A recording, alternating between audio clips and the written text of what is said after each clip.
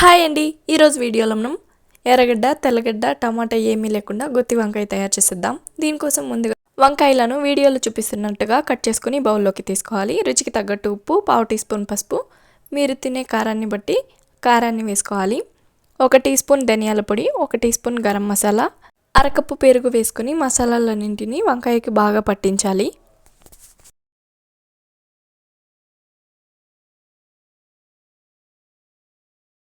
మసాలా పట్టించిన వంకాయలను పక్కన ఉంచుకొని మనం మరో మసాలా తయారు చేసుకుందాం.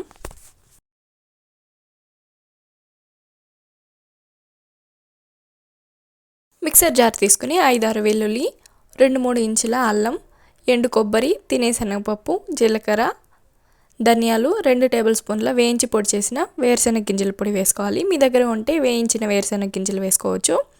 గ్రైండ్ చేసిన పేస్ట్ని వంకాయల్లో వేసుకొని 1 table spoon Kashmiri red chilli కారాన్ని వేసుకుని మొత్తం కలిసే విధంగా బాగా కలుపుకోవాలి.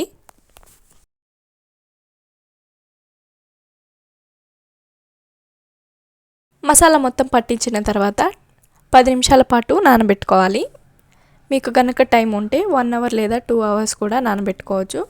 నానబెట్టిన వంకాయలను పక్కన ఉంచుకొని కడాయిలో 2 టేబుల్ స్పూన్ల నూనె వేసుకొని 1 రెబ్బ కరివేపాకు, 1 టీ స్పూన్ ఆవాలు వేసుకొని మ్యారినేట్ చేసిన వంకాయ ముక్కలను వేసుకొని ఫ్లేమ్ సిమ్లోనే ఉంచి అవసరం అనుకుంటే మధ్య మధ్యలో నీళ్లు చల్లుకుంటూ వంకాయ బాగా ఉడికేంత వరకు ఉడికించుకొని కొత్తిమీర జల్లుకొని సర్వ్ చేసుకోవడమే.